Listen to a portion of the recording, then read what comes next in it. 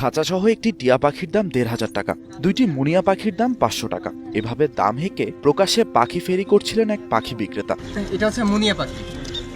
গত ২৬ মে দুপুরে বরিশাল শহরের রাস্তায় পাখি ফেরি করে বেড়াচ্ছিলেন একজন পাখি শিকারী। তিনি বিভিন্ন কায়দায় পাখি শিকার করে এনে শহরের শৌখিন পাখি পালনকারী ক্রেতার খোঁজ করেন। অন্যান্য দিনের মতোই ওই দিনও নগরীর বটতলা এলাকায় খাঁচার মধ্যে পাখিগুলো নিয়ে ক্রেতা খুঁজছিলেন বিক্রেতা। পাখি বিক্রেতার কাছে ছিল ৩টি সবুজ রঙের টিয়া ও ২ জোড়া মুনিয়া।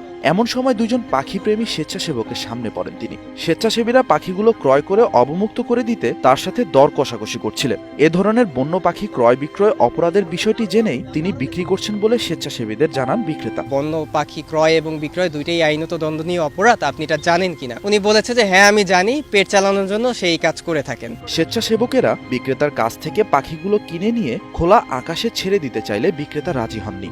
এরপর স্বেচ্ছাসেবীরা পুলিশের সহায়তা নিয়ে পাখি বিক্রেতাকে আটক করেন। পরে তাকে বন বিভাগে নিয়ে যাওয়া হয়। পাখিগুলোর জন্য যেটা অ্যাপ্রোপ্রিয়েট বাসস্থান, সেখানে আমরা বরিশালের কাশীপুরে এখানের ফরেস্ট অফিসে নিয়ে এসে অবমুক্ত করে দিয়েছি। ইনশাল্লাহ পাখিগুলো নিজেদের আবাসস্থল নিজেরাই ব্যবস্থা করে খুঁজে নেবে। বন বিভাগের কাছে নিজের অপরাধ স্বীকার করেন পাখি বিক্রেতা। ভবিষ্যতে এমন অপরাধ না করার প্রতিশ্রুতিও দেন তিনি। এ সময় প্রথমবারের মতো অপরাধ চিহ্নিত হওয়ায় এবং বিক্রেতার অনুরোধের প্রেক্ষিতে মুচলেখা নিয়ে তাকে ছেড়ে দেওয়া হয়।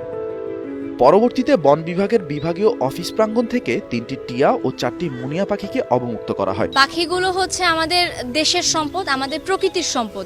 তো আমরা না এদেরকে বন্ধ খাঁচায় বন্দি করে রেখে না ওদের জীবনটা নষ্ট করতে পারি না। প্রাকৃতিক যে ভারসাম্য আছে, এই ভারসাম্য বজায় রাখার জন্য ওদেরকে অবমুক্ত করা হয়েছে। বন বিভাগের একজন কর্মকর্তা স্বেচ্ছাসেবকদের ধন্যবাদ জানান। এ সময় অবাধে বন্যপ্রাণী ক্রয় বিক্রয়ে জনসাধারণকে নিরুৎসাহিত করতে তাদের অভিযান আরও জোরদার করার কথাও বলেন তিনি। বন বিভাগের আলাদা একটা ইউনিটই আছে এখন, বন্যপ্রাণী ইউনিট, যেটা এখন খুব শক্তভাবে অবস্থান নিচ্ছে এবং কাজ করতেছে, যেটা আসলে এতটা কঠোর নজরদারি আগে ছিল না।